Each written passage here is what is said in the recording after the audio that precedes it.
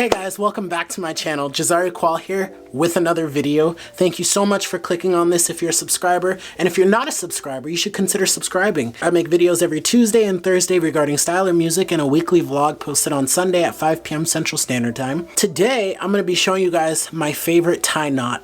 I've been able to learn to tie many different tie knots, but this one tops my list. I wore it for my high school graduation. I tied my brother-in-law's tie this way for his welcome party when he came from Nigeria. I tied my nephew's high school graduation tie this way. I think it's so different and so cool to look at. And if you have a two-tone tie, like I did for my high school graduation, mine was orange and light blue. I'll insert a pic right here that shows exactly how that tie was tied. Not the best picture, I know, but it ended up in the newspaper, so hey. What? It literally is a head turner. I think it's the coolest tie knot that I've ever come across. And it's called the Eldredge Knot. I'll show you guys how to tie this knot in 15 simple steps. And it's super easy. Once you get it down the first couple times, then it just becomes muscle memory after that. I hope you enjoy it. I'm gonna adjust the camera so you guys can see my chest and how it's working. And I'll take you guys through step by step, very slowly and very easily, so you guys can follow along. All right. Excuse the ashy hands. And the long fingernails, I just didn't have time to deal with that today, so here we go. One thing to remember with this knot, this length is not going to change. This is the fatter end or the thicker end. You have to adjust that to exactly where you want your tie length to be. We're gonna be working with the thinner end. This is what's gonna create all the crisscross designs. So after you've determined the length you want your tie to be, this is step one, making sure you know exactly where you want it to be, the length. Step two, you're going to take the thinner end and cross it over the front of your tie. And you're gonna wrap it around the back.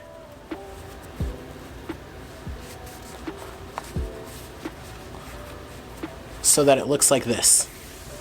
Okay? That's step two. So let's just do it one more time. You're gonna cross it over the front, wrap it around the back, and pull it straight through like this. That's step two. So for step three, what we're gonna do, we're gonna loop it in through the top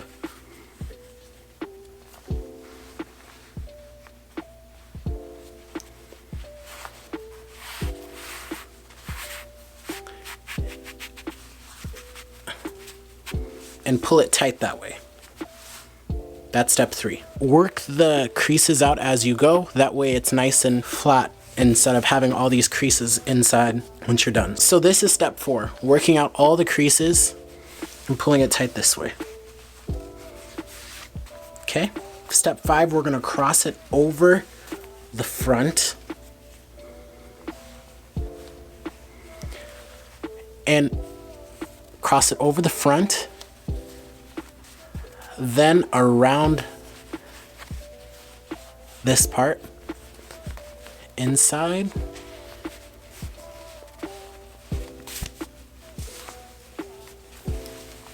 pull it like this. This is step six. So for step seven, we're gonna wrap it again through the back. Make sure you leave a little space here because after you wrap it through the back, you're gonna pull it in through right there. And just work it out as you go. Okay?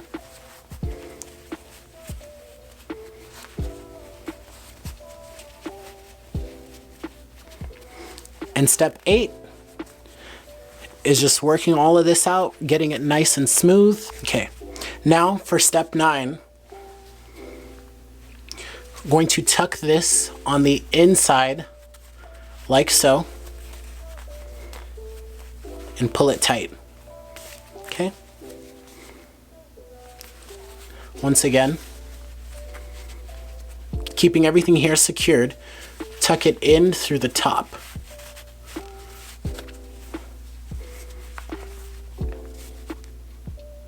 There you go. Step 9. Step 10, you're gonna do the same thing, but put it in back this way. and tuck it in down through the bottom. And then as you can see, the pattern is forming there. Last step, not the last step, but close to last, is tuck it in through that little knot there.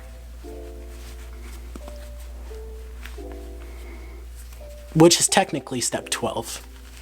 Step 13, pulling it this way, tight. 14, tucking it in through this back neck part. And that's how it looks. What you'll do, step 15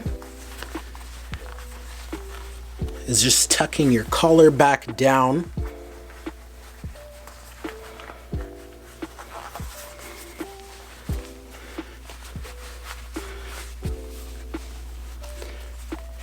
And just working out all the kinks. So you have to work with it a little to form the knot perfectly.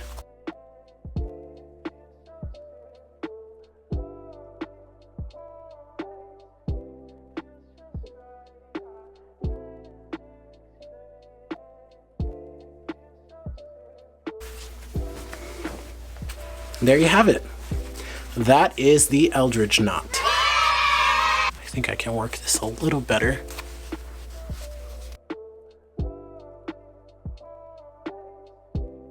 So if you enjoyed this video, please be sure to give it a like. Don't forget to leave a comment before you go. And don't forget to subscribe and turn on post notifications so that you never miss an upload. If you're new, that would be awesome if you would. I post videos every Tuesday and Thursday and a vlog on Sunday at 5 p.m. Central Standard Time. With that being said, I'll see you all here on my next video. Bye.